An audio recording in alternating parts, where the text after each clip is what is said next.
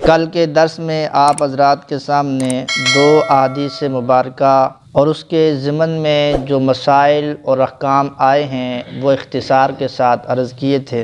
حضرت ام سلمہ فرماتی ہیں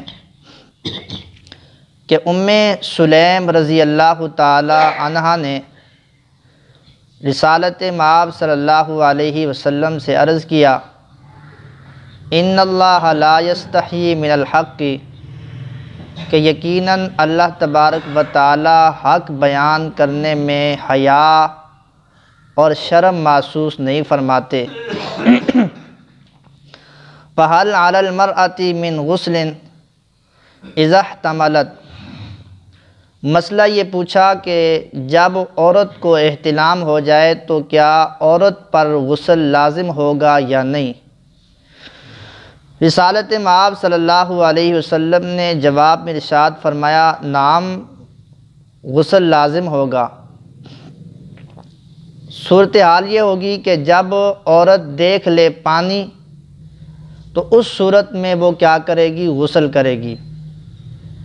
جب یہ مسئلہ حضرت ام سلمہ رضی اللہ تعالی عنہ نے سنا تو فغطت ام سلمہ رضی اللہ تعالی عنہا وجہہا، آپ نے شرم کی وجہ سے اپنے چہرے مبارک کو ڈھانپ لیا۔ ظاہر بات ہے، بندہ کوئی ایسی شرم والی بات پوچھتا ہے کرتا ہے تو بندہ فطرت میں ہوتا ہے۔ ویسے بھی اللہ نے عورت کی فطرت میں شرم و حیا رکھا ہے۔ وہ الگ بات ہے کہ آج کے معاشرے نے ہماری عورتوں اور خواتین کی جو فطرت میں حیا تھی اس کو ختم کر دیا ہے۔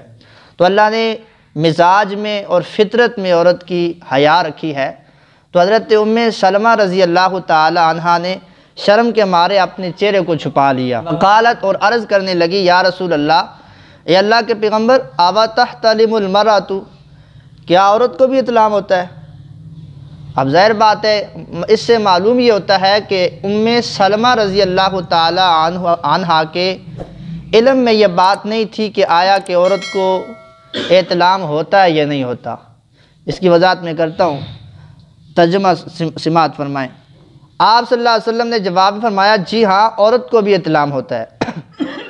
تریبت یمینو کی، کہ خاک آلود ہو جائیں آپ کا، خاک آلود ہو آپ کا دایاں ہاتھ، فَبِمَا يُشْبِهُهَا وَلَدُهَا، پھر کیوں کر بچہ اپنے والدہ کے مشابہ ہوتا ہے۔ جب آپ کہہ رہی ہو کہ حیرانگی کا اظہار کر رہی ہو کہ عورت کو بھی احتلام ہوتا ہے، اللہ کے پیغمبر نے کہا کہ جی ہوتا ہے، تجھے پتہ نہیں ہے کہ بچہ والدہ کے مشابہ بھی ہوتا ہے، یہ اسی پانی کی وجہ سے ہوتا ہے۔ امام مسلم رحمۃ اللہ علیہ نے ام سلیم کی روایت میں زائد الفاظ بھی ذکر کیے ہیں کہ ان ماء الرجل غلیظ ابیض، بے شک جو مرد کا مادہ ہوتا ہے وہ سفید گاڑھا ہوتا ہے، وماء المرأة رقیق اصفر، اور عورت کو جو پانی ہوتا ہے وہ پتلا اور زرد ہوتا ہے۔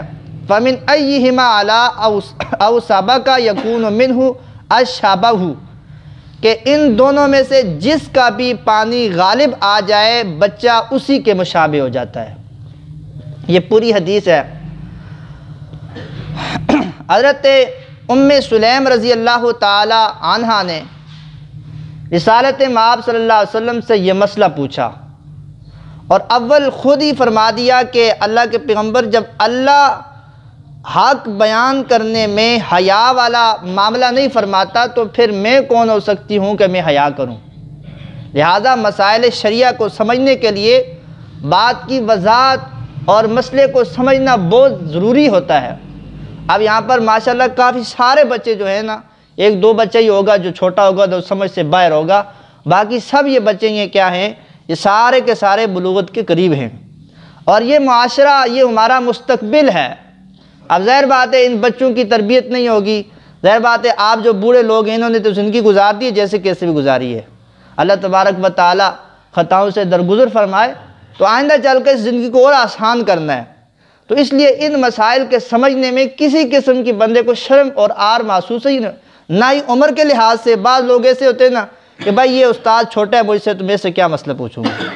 بھائی چھوٹے بڑے کی بات نہیں ہے، اگر آپ کو دین کی کسی چیز میں رہنمائی حاصل کرنی ہے، چھوٹا ہے بڑا ہے، اگر بااعتماد ہے تو آپ اس سے پوچھیں۔ جس طرح دنیا داری کے حوالے سے ہم چھوٹا بڑا نہیں دیکھتے، وہاں ہر ایک کے پاس جا کر پوچھتے ہیں کہ بھائی میں یہ کام شروع کر رہا ہوں، کیا خیال ہے، یہ کام کروں یا نہ کروں۔ تو اس طرح دینی معاملات کے اندر بھی ہمیں یہ فکر لاحق ہونی چاہیے۔ حضرت سلیم عرض کرتی ہیں اللہ کے پیغمبر، مسئلہ یہ پوچھنا ہے کہ کیا عورت کو جب احتلام ہو جائے تو اس صورت میں غسل لازم ہوگا یا نہیں ہوگا؟ تو مسئلہ یہی ہے کہ مرد کو احتلام ہو یا عورت کو احتلام ہو، دونوں صورتوں میں غسل لازم ہو جاتا ہے۔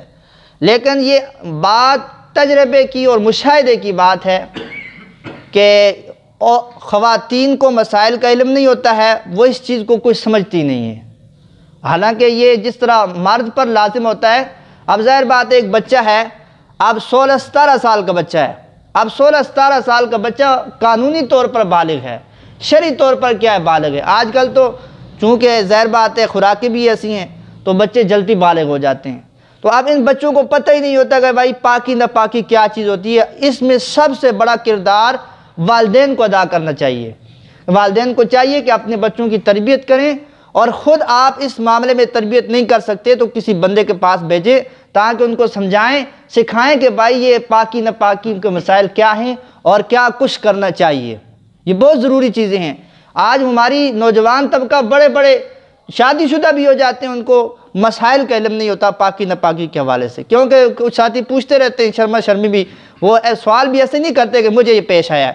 استاد جی اگر کسی بندے اینج ہو جائے تو کی معاملہ ہے، مسئلہ کی ہو سی، اور یہ نہیں بتاؤ گے کہ بھائی میرے ساتھ یہ معاملہ ہو رہا ہے، ٹھیک ہے معاملہ ہو رہا ہے، مسئلہ تو پوچھنا چاہیے، کسی صورت میں پوچھ تو لو، پوچھنا چاہیے۔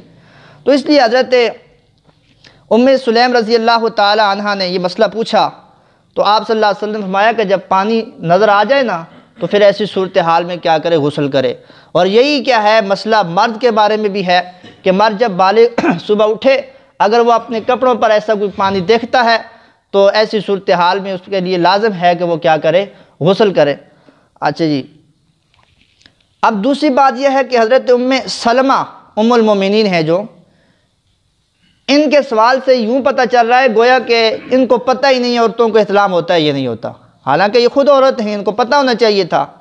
تو یاد رکھنا بعض علماء نے اس کا جواب یوں دیا ہے کہ سلمہ رضی اللہ تعالی عنہ چونکہ ام المومنین ہیں اور رسالت آپ صلی اللہ علیہ وسلم کے نکاح میں تھی، اور جو خواتین پیغمبر اسلام کے نکاح میں آئی ہیں ان کا اعزاز یہ ہے کہ ان کی خواب میں، ان کی نیند میں شیطان کیا ہے نہیں آتا، اور جب شیطان نہیں آتا تو پھر ایسی صورتحال میں ان کو احتلام بھی نہیں ہوتا۔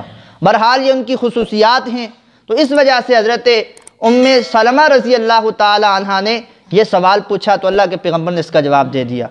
اگلی حدیث، اور دوسرا ایک مسئلہ اس میں یہ بھی معلوم ہو گیا کہ جس طرح بعض اطباء اور حکماء پہلے کچھ لوگ اس پر زور دیتے تھے کہ بھائی عورت کا مادہ نہیں ہوتا ہے، جس طرح مرد کا مادہ ہوتا ہے اس طرح عورت کا بھی مادہ ہوتا ہے، دونوں کا آپس میں ملاپ ہوتا ہے۔ تو بہرحال ان کا یہ کہنا کہ بھائی نہیں ہوتا ہے، ان کا مادہ نہیں ہوتا ہے، یہ بات بالکل غلط ہے، یہ قرآن و سنت کے بھی خلاف ہے۔ حالانکہ اللہ کے پیغمبر صلی اللہ علیہ وسلم فرما رہے ہیں کہ بچے کی جو شکل و صورت ہے والد اور والدہ کے ساتھ جو ملتی ہے نا، یہ اسی مادے کی وجہ سے ہوتی ہے۔